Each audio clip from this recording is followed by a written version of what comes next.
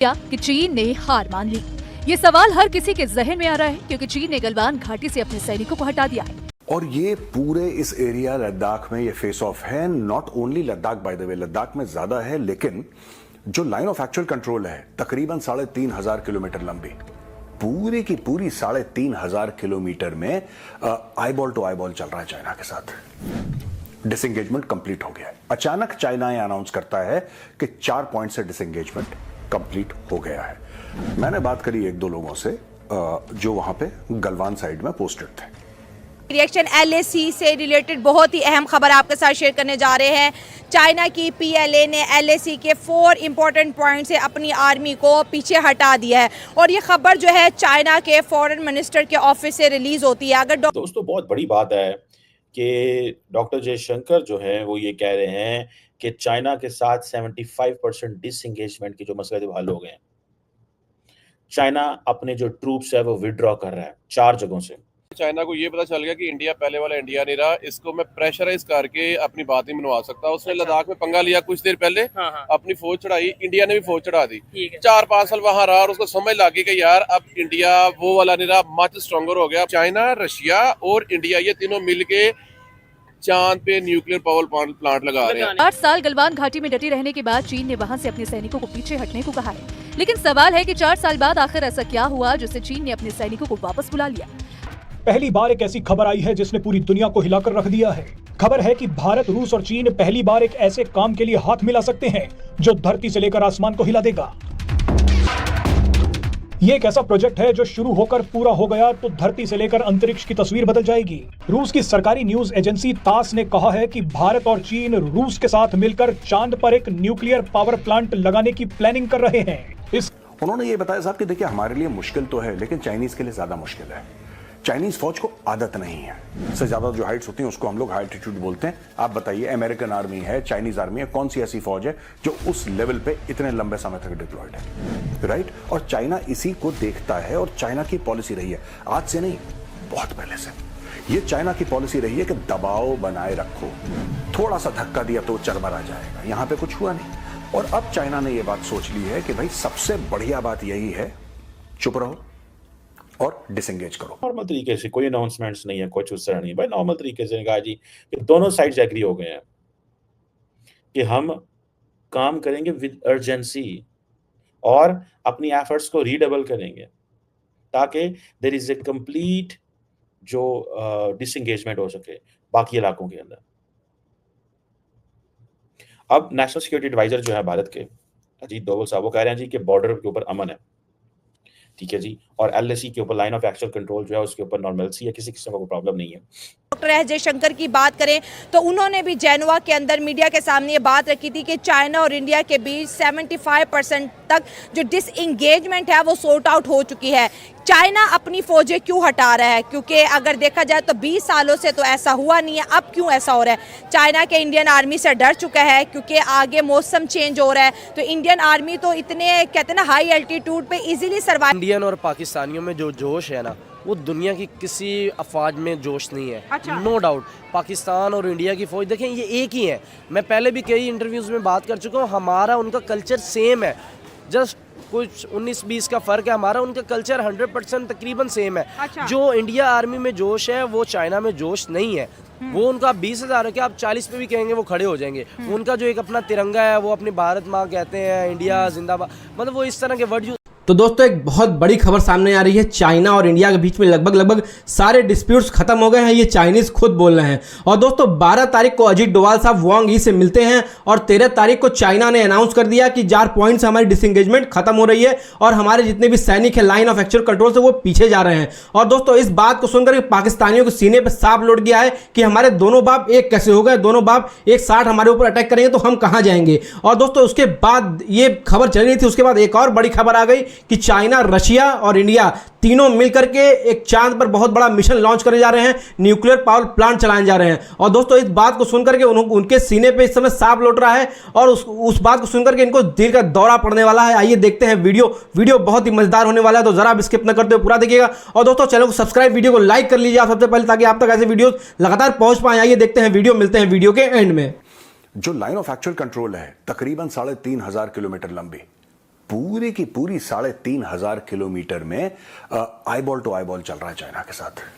अब एक खबर आई है कि 12 तारीख को वांग यी से मिलते हैं भारत के एनएसए अजीत डोवाल साहब। देखिए, मैं कुछ अपनी तरफ से नहीं कह रहा हूं, जो हुआ है मैं वो आपको बता रहा हूं। ये मेरी तरफ से कोई आप मत समझिएगा कि मैं आपको कुछ बताने की कोशिश कर रहा हूं। मैं आपको सिर्फ टाइमलाइन बता रहा हूं, राइट। 12 तारीख को डोवाल साहब मिलते हैं वांग यी से।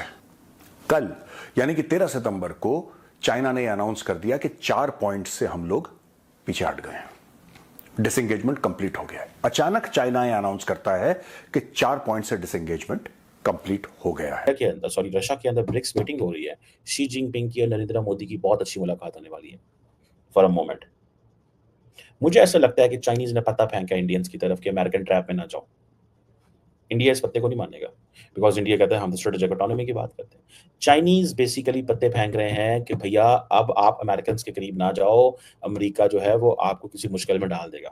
हमारी सबसे बड़ा जो रीजन है कि हमने अपने पड़ोसी को छोड़ा हुआ है, बहुत बड़ी मार्केट को, तो अब इन करने की तो कोशिश कर रहे हैं, लेकिन इंडिया बायलैटरल टॉक के लिए नहीं रेडी ना। हमारे इस हुकूमत ने भी बड़ी कोशिश की है। देखिए पता क्या है, आपको कॉम्प्रोमाइजेस करने पड़ेंगे, ठीक है। इंडिया कह रहा है कश्मीर पे कॉम्प्रोमाइज करो, सीधा उनका भाई सीधी बात है। नहीं, कश्मीर पे देखें, कश्मीर पे कॉम्प्रोमाइज नहीं हो सकता ऑब्वियसली, ठीक है। ठीक है, देखिए, national security adviser Ajit Doval और चाइना के फॉरेन मिनिस्टर वांग यी 12 सितंबर को बात करते हैं सेंट पीटर्सबर्ग रशिया में on the sidelines of the BRICS summit.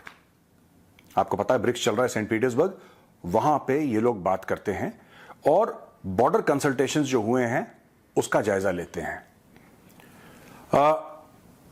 Chinese foreign ministry spokesperson माओ निंग ने मीडिया को 13 सितंबर को बोला कि दोनों फौजों, अब ये ध्यान से देखना आप और सुनना मेरी बात, ध्यान से देखिए, ध्यान से सुनिए।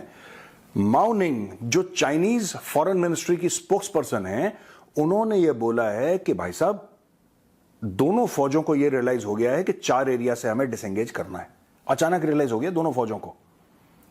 4 साल से दोनों फौजें खड़ी हैं, तब फौजों को रियलाइज नहीं हुआ। अचानक डोवाल साहब की बात होती है, फौजें रियलाइज कर 4 areas in eastern Ladakh Chinese फौजों ने बोल दिया हम पीछे हट रहे हैं। आपने बोला ठीक है, आप पीछे हट रहे हो, हम भी पीछे हट रहे हैं, जैसा पहले था वैसे चलने दो, जैसा पहले था वैसे चलने दो।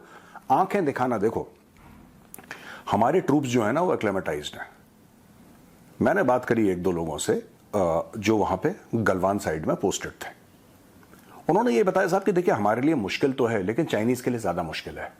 चाइनीज फौज को आदत नहीं है। अब जैसे मुझे ही देख लीजिए, वो समझा रहा है मुझे ही देख लीजिए। आज से 2.5 साल पहले मैं सियाचिन में था। मेरी पोस्ट 20,000 फुट थी above sea level, 20,000 feet above sea level पे मैं पोस्टेड रहा सियाचिन पे। अगर मैं सियाचिन पे रह सकता हूं तो गलवान मेरे लिए कुछ भी नहीं है।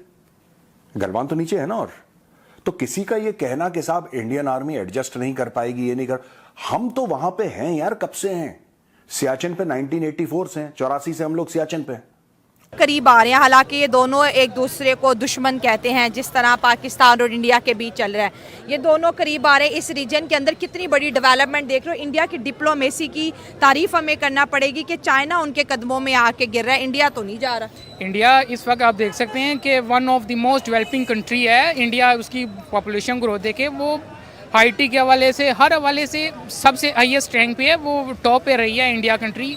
अगर इन दोनों के तल्लुकात अच्छे हो जाते हैं, इससे पाकिस्तान, अफगानिस्तान, ईरान और ये बल्कि ये पूरे बरियाज़म एशिया पे इसका असर पड़ेगा, अच्छा असर अगर चाइना और इंडिया दोस्त बन जाते हैं तो पाकिस्तान का भला डेफिनेटली होगा। क्यों नहीं डेफिनेटली। मतलब चाइना हमारी दोस्ती कराएगा इंडिया से? चाइना ही कराएगा। अभी वो सीपैक ला रहे हैं चाइना के साथ, इंडिया के साथ। अभी पाकिस्तान खुद उनके इंडिया तो सीपैक के हक में नहीं है। इंडिया कह रहा है आप कश्मीर से सीपैक गुजार ही नहीं सकते। इंडिया कह रहा है कश्मीर मेरा है।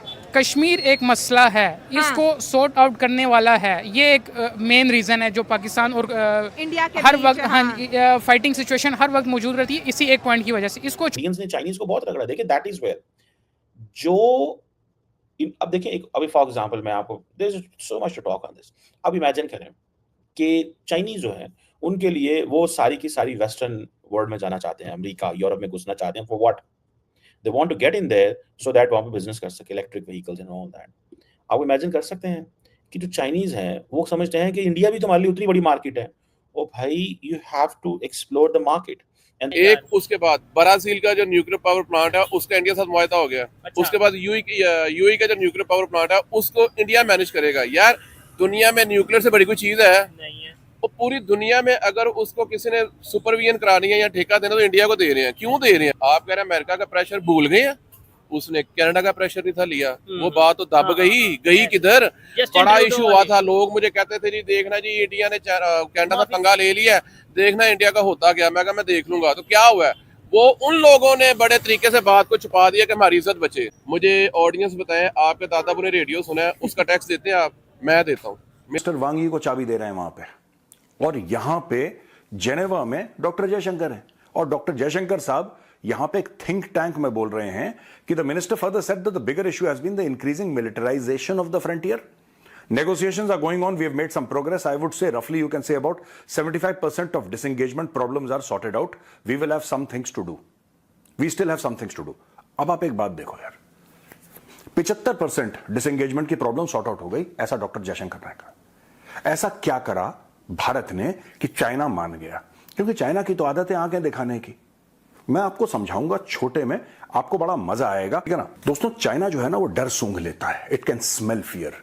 फियर के हार्मोन्स होते हैं, बॉडी सिक्रीट करती है फियर हार्मोन्स जब कोई इंसान डर जाता है। चाइना सूंघ लेता है। चाइना को पता है, उसको पता है कि ये देश टेंटेटिव है, उसको पता है कि कोई देश है वो थोड़ा सा असमंजस में है कि क्या करें यार, अगर हम ये कर देंगे तो चाइना बुरा मान जाएगा, फिर चाइना वो कर देगा तो फिर हम ये कैसे कर पाएंगे। ये सारे कैलकुलेशन दोस्तों देशों के दिमाग में दोस्तों चलते हैं, राइट। और चाइना इसी को देखता है और चाइना की पॉलिसी रही है आज से नहीं, बहुत पहले से। दोस्तों आप सबको सबसे पहले यही लग रहा होगा कि लाइन ऑफ एक्चुअल कंट्रोल से ये लोग पीछे कैसे चले गए। लगातार फेस ऑफ चल रहा था, इंडिया और चाइना का लगातार लड़ाई झगड़ा, कुछ न कुछ नोकझोंक देखने को हमेशा मिलता था। तो 12 तारीख को ऐसा क्या हुआ? भारत के जो एनएसए हैं अजीत डोवाल साहब ने ऐसा क्या कर दिया कि चाइना इस समय इंडिया के साथ होने लगा और चाइना के 75% जो भी डिस्प्यूट थे लगभग खत्म हो गए और 4 पॉइंट से डिसएंगेजमेंट खत्म हो गया और चाइनीज जो है वापस बैकफुट पे आ गए और पीछे जा रहे हैं। ये चाइना ने खुद अनाउंस किया है। और चाइना दोस्तों छोटा मोटा खिलाड़ी नहीं है, बहुत बड़ा खिलाड़ी है इस फील्ड में। किसी के ऊपर दबाव बनाना, जब दबाव बनाते बनाते ये लोग थक गए, दबाव नहीं बन पाया तो उनको लगा कि अब इंडिया से दबाव बनाकर काम नहीं चलेगा, अब इनसे दोस्ती करनी चाहिए। और दोस्ती का हाथ चाइना ने बढ़ा दिया है और चाइना और रशिया और भारत इस वक्त एक हो गए दोस्तों। ये बहुत बड़ी खबर सामने आ रही है। अगर ये हो गया तो ये इतिहास लिखा जाएगा और पाकिस्तानियों के यहाँ जलजला आ जाएगा, उनके यहाँ कयामत आ जाएगी और पाकिस्तान पूरी तरह से तबाह हो जाएगा। कि उनके जो दोनों बाप हैं जो आमने सामने रहते थे, एक बाप के संग वो रहता था और जो असली बाप है उनसे ये हमेशा लड़ाई करते थे, और सौतेले बाप के संग जो इनका चाइना सौतेला बाप है उससे मिलकर के इंडिया से हमेशा लड़ाई करने की फिराक में रहते थे। लेकिन अब ये लोग के सीने पे सांप लौट रहा है और इनको इस समय जलजला इनके यहाँ आ गया है और सीने में इतना दर्द उठ गया है इन लोगों को, मैं आपको क्या बताऊं।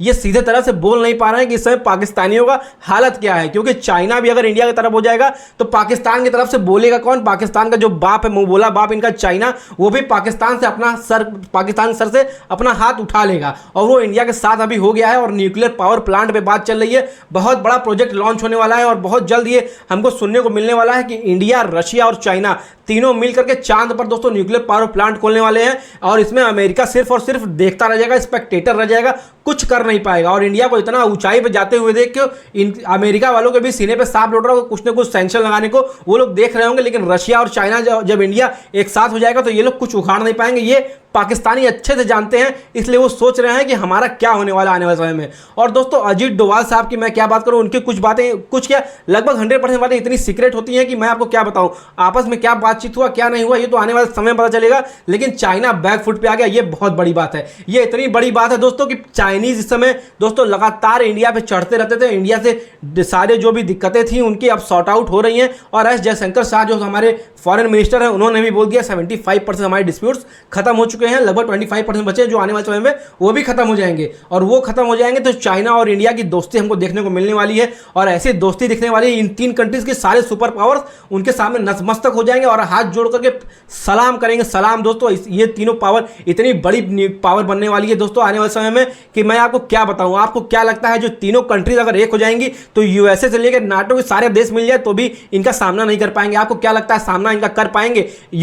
अमेरिका हो गया या नाटो के सारे देश मिलाकर के भी इंडिया, चाइना और रशिया तीनों को मिलाकर के बीट नहीं कर पाएंगे ये लोग, और तीनों लगातार इस तरह से खड़े रहेंगे स्तंभ बन करके कि अमेरिका वाले केवल देखते रह जाएंगे, केवल नाम के सुपर पावर रह जाएंगे। असली super power India, Russia, China मिलकर के एक अलायंस बनाएगा, और ऐसा अलायंस बनाएगा कि ये लोग को दोस्तों नतमस्तक होना पड़ेगा, झुक करके सलाम करना पड़ेगा, और सारी बातें इनकी माननी पड़ेगी, और ये दबाव बना सकता है पूरे कंट्रीज पे। और इतना बड़ा स्पेस में इतना बड़ा मिशन जो लॉन्च होने वाला है, उसके बाद स्पेस का सारा नक्शा बदल जाएगा, और यूएसए दोस्तों पीछे रह जाएगा, नासा पीछे रह जाएगा। कोई और स्पेस एजेंसी लॉन्च होने वाली है तीनों की तरफ से, और लॉन्च होगी तो वो इतनी बड़ी हो जाएगी कि नासा उसके सामने हाथ जोड़ के केवल खड़ा रहेगा, और नासा उससे पूछ करके सारे काम करेगा। आपको क्या लगता है इसके बारे में कमेंट करके जरूर बताइएगा कि आपको कैसा लगा ये वीडियो, और दोस्तों आपको क्या लगता है आने वाले समय में इंडिया, चाइना, रशिया एक हो सकते हैं कि नहीं, और एक हो जाएंगे तो इनका क्या इंपैक्ट देखने को मिलेगा, कमेंट बॉक्स में बताइएगा। वीडियो अच्छा लगा चैनल को सब्सक्राइब, वीडियो को लाइक जरूर करेगा, चैनल को सब्सक्राइब करेगा, ताकि आप तक इनकी अपडेट्स हम देते रहें कि कब बनने वाला है वहां पे, और कब क्या होने वाला है, इंडिया, चाइना और रशिया से मिलकर के कब चांद पे जाने वाले हैं, ये आपको अपडेट्स लगातार देते रहेंगे। चैनल को सब्सक्राइब, बेल आइकन दबाना मत भूलिए, ताकि हमारी नोटिफिकेशन आप तक लगातार पहुंचती रहे। मिलते हैं नेक्स्ट वीडियो में और अच्छी वीडियो के साथ, तब तक के लिए जय हिंद।